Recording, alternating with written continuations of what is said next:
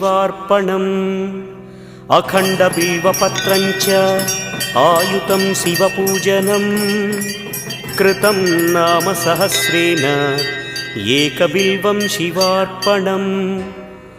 उमया सह देवेश नन्दिवाहनमेव च भस्मलेपनः सर्वाङ्गम्